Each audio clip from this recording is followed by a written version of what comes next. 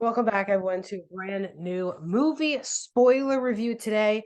And because I give everyone the weekend to get a chance to watch Guardians of the Galaxy Volume 3, it's finally time to stop and talk about this movie in full spoiler fashion. We'll talk about those two post-credit scenes, breakdown.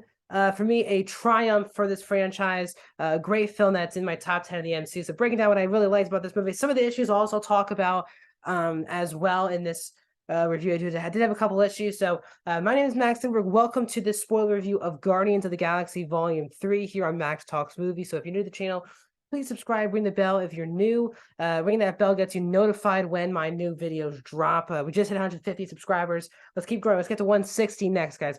Every 10 is a great milestone for this YouTube channel. So please subscribe. I do movie reviews, TV show reviews, and movie rankings, and a box office breakdown show every Monday. That will be out as well today here on the channel. So please subscribe, ring the bell, comment down below. What are your spoiler thoughts? And you can give you all your thoughts on this movie in full spoiler fashion in the comment section down below. Did you love the Guardians of the Galaxy that they set up with us in the post-credit scene? Let me know in the comment section. Also, please like the video, guys, the thumbs up button. Also, if you didn't like the film, tell me why. I would love to have a fun discussion with you guys in the comment section. I do respond to every single comment. That's in a nice way. I like having fun conversations, and it seems like a lot of you guys have been loving the comment section as of late. So keep putting in those comments as well. So as I said, I already on this channel, I did a non-spoiler review, which I did by my breakdown of what I liked about the movie, what I didn't like about the movie, my score and stuff. That's not what this video is about. This is all about the spoiler discussion of the movie. So let's get into it again. If you have not seen Guardians of the Galaxy Volume 3, and if for some reason you just saw that it was a review of this movie, this is a spoiler review. I have done a non-spoiler review.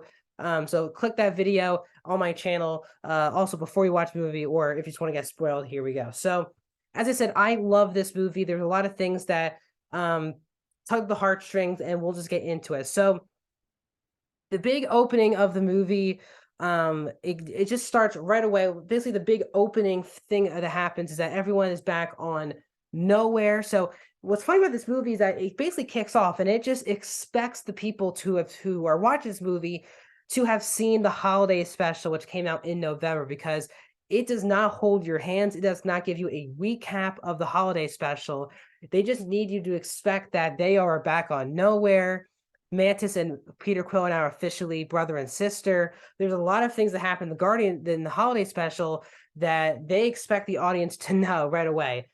So they're kind of just chilling out. Peter is drunk because he is still he's very much annoyed that there's a Gamora out there who's not with them. It's not the Gamora that he obviously fell in love with. So he's kind of drunk.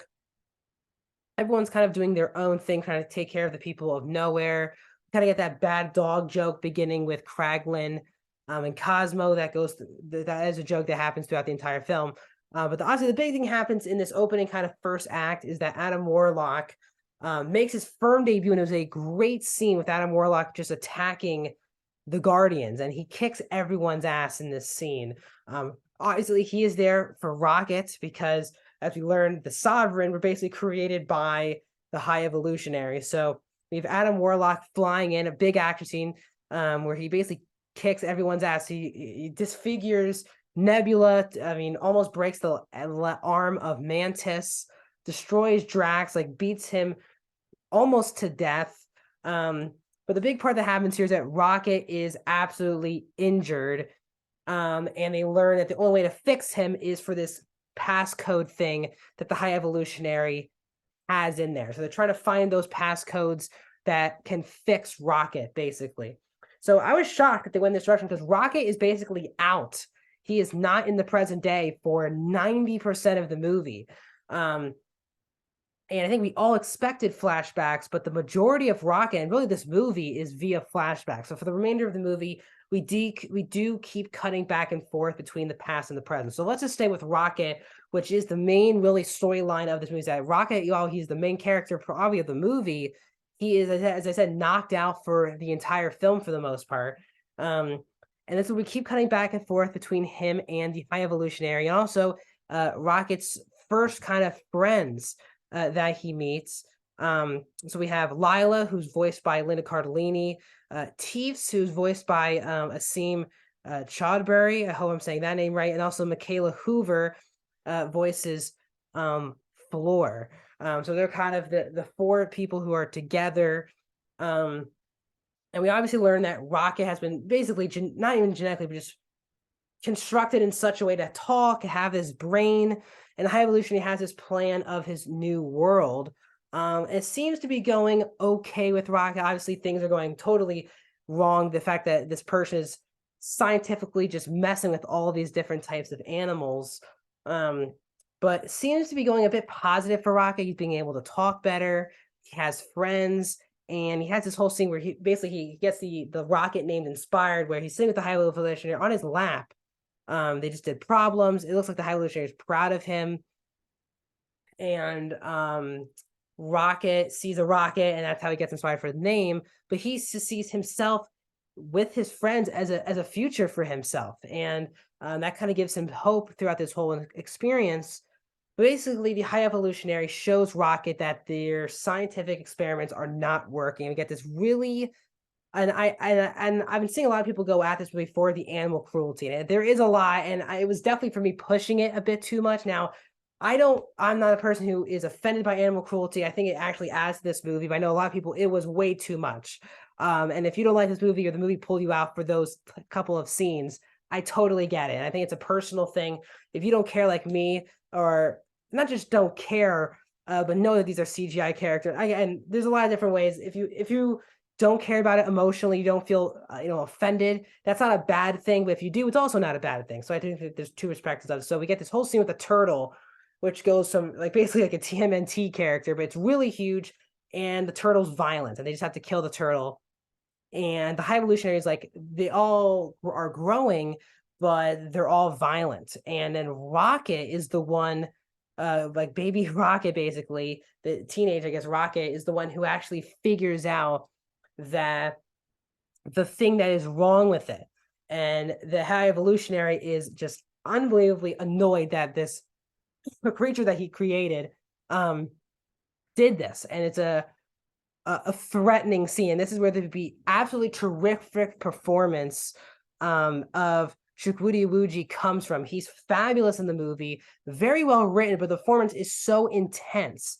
And the reason why he's intense is that he is so passionate and driven about this, and the fact that someone one-upped him in this situation was a bad thing. And then they kind of go back and forth, and this is where basically the High Evolutionary is like, actually, you're not going to be going to our new world. He's like, you could figure out that, but you couldn't figure out that you weren't going to the new world. Rocket's kind of crying. And this is where the High Evolutionary is like, we're going to get him ready for surgery because we're going to keep his brain. Because his brains obviously could be really helpful for the rest of his people. And then the person's like, what do you want to do with the rest of his friends? And they said, just incinerate them. So we cut back to, again, this keeps happening back and forth about the main plot of the movie and coming back with Rocket's flashbacks. I'm just trying to take it one step at a time here. So this then leads to Rocket with his friends. He finds a way, obviously, to escape. That thing that he was holding at the beginning of the movie is the thing that was the key that got him out of this place. And Rocket then, hugs Lila. It's a very emotional scene. Really, every time we cut back to the Rocket and the animals, it's really emotional, very dark, very serious. And they make these animals, again, the visual effects, special effects people do a fantastic job bringing these animals to, these CGI characters to life as they feel like real animals throughout the film. Rocket hugs Lila, and as he hugs her, the High Evolutionary shoots right through her and kills her right in front of Rocket. And I was shocked that they really showed and took their time in showing a person just kill an animal right in front of Rocket. And I was just shocked that they did that. Obviously, I felt awful for Lila. Obviously, you knew Lila wasn't going to make it, or obviously Lila would be a part of the team, or Rocket wouldn't be there if Lila wasn't there. But and then Rocket, tries to go after the High Evolutionary, and of course, some of the gunshots that the High Evolutionary shoots were at the other two friends. So all of his friends did. Rocket just screams, and it's a really heartbreaking scene, but also threatening scene where Rocket's crying, moaning in front of the High Evolutionary, and he's just mocking him, and he just doesn't really see those as meaningful deaths at all. So Rocket goes there and claws him, and this is why the High Evolutionary looks like he does in the present day with the scalp and all of those things. And we'll get back to Rocket towards the end of the movie, but For the main group of people, they want to save Rocket is the goal. So Nebula says, I have a contact here where the manufacturer could possibly be, all these things. So the contact turns out to be Gamora, who is now a Ravager, which is definitely a unique twist on it. Now there's points in this movie, I really like Gamora's arc in this movie and what they chose to do with her character. But you can definitely tell that James Gunn clearly had more plans for Gamora after Volume 2. And while I do think that her sacrifice in Infinity War is crucial, you can definitely tell that James Gunn probably did not need her to die in that movie. James Gunn has been very honest about how he just doesn't like how the Guardians were used in both Infinity War and Endgame. And I feel like that the biggest reason why he feels that way is because of them just killing Gamora a year after Volume 2, which has kind of left him with kind of not too much to do with Gamora. I think he did the most with Gamora you could. But again, she's ahead of the Ravagers, so we get the return of Sylvester Stallone as the leader of this Ravager group following Yondu's death and all those other Ravagers. And they go to this kind of like weird planet. So I guess the original Guardians are back together. We also get a lot of good, I guess, interesting cameos in this movie with you have Jennifer Holland, who's obviously James Gunn's wife in real life in the movie, and also Nathan Fillion.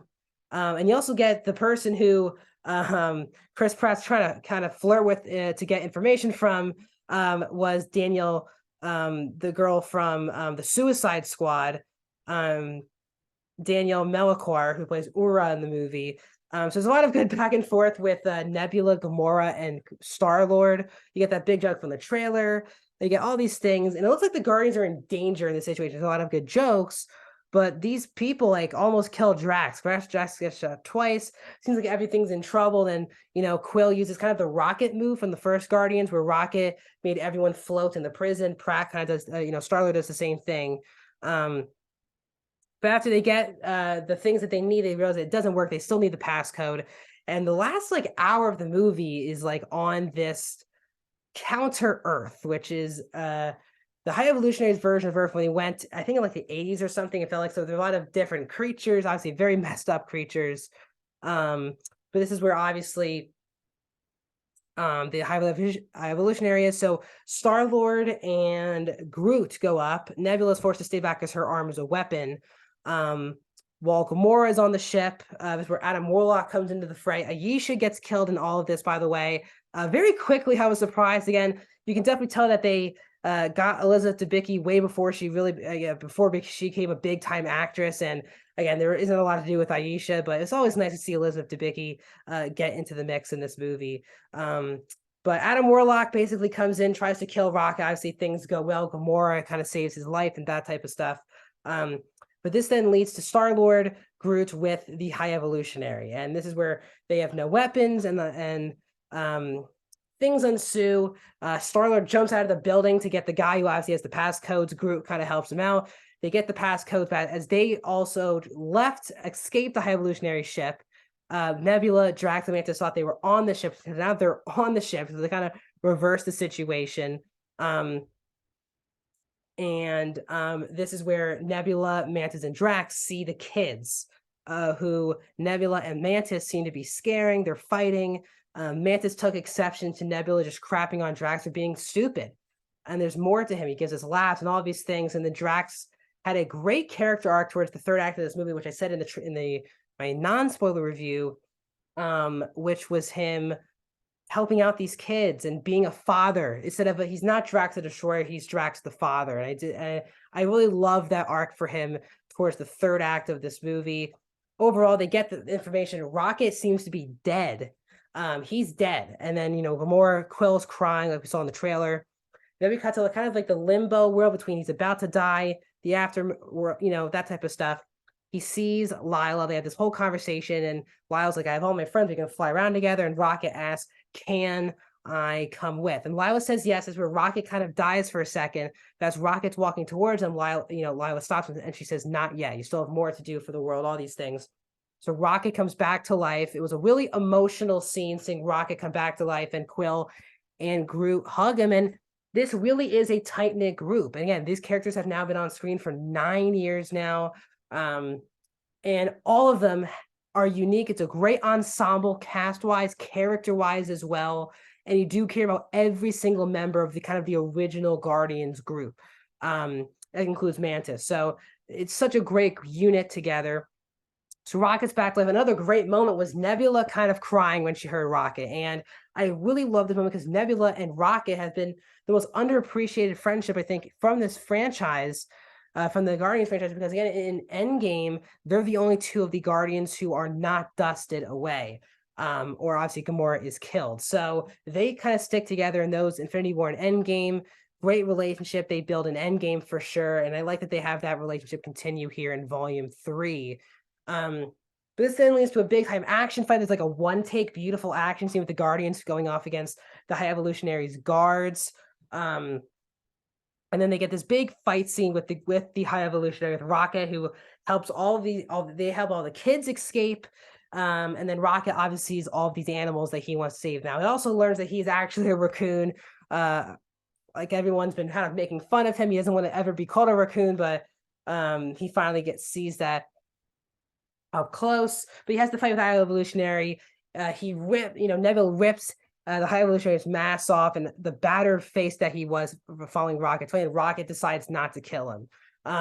So he helps all the animals escape, and before that, basically Quill drops his music thing, and he is like dead in space. I was like, wow, they're really gonna kill off Star-Lord. I was like, because I was thinking having in a lot of these characters are going to die because it is the end for at least a couple of the actors we'll get to in a second. Said this is their last film with these characters, but Adam Warlock saves the day. They come back on nowhere. Everything seems to be really emotional, but the ending of the movie is obviously very crucial, which is that they're basically breaking up the Guardians. They need a break. Star-Lord wants to go back to see his grandfather again. Earlier in the film, Mantis is kind of like, how do you know your grandfather's not alive? And Star-Lord does want to see his grandfather. Which sets up the very ending, which he does. Star-Lord does go and sees his grandfather, which I thought was really emotionally satisfying, following him running out of the hospital bed in the first film.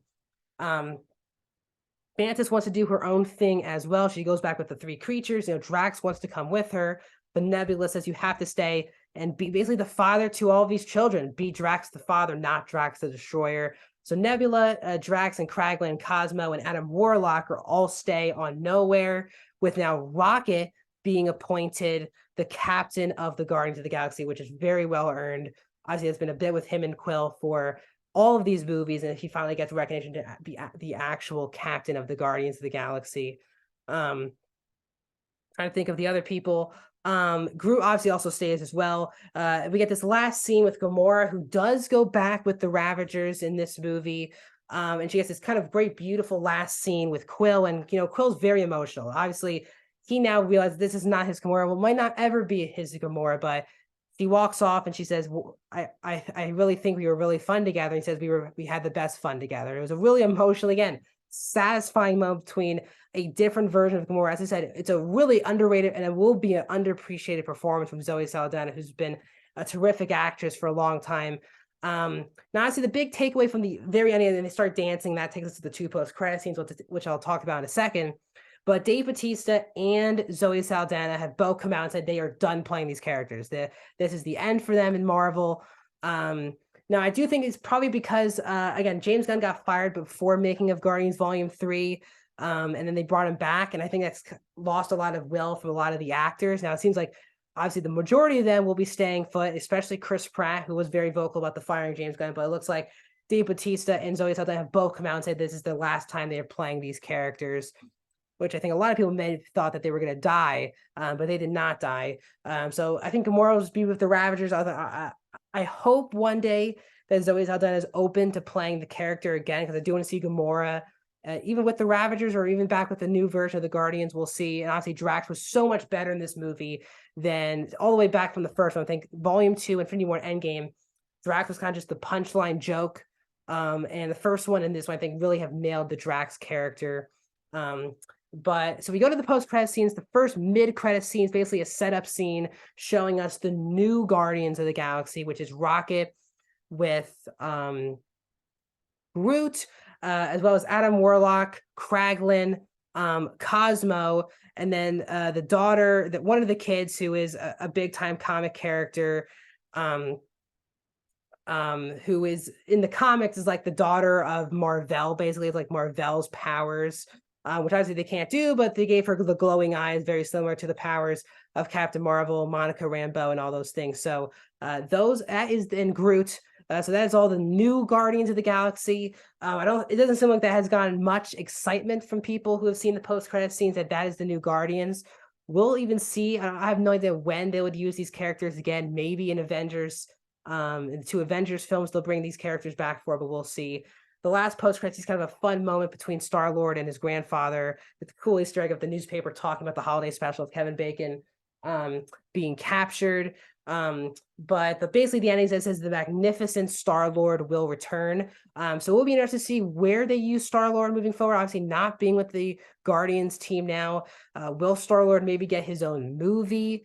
Or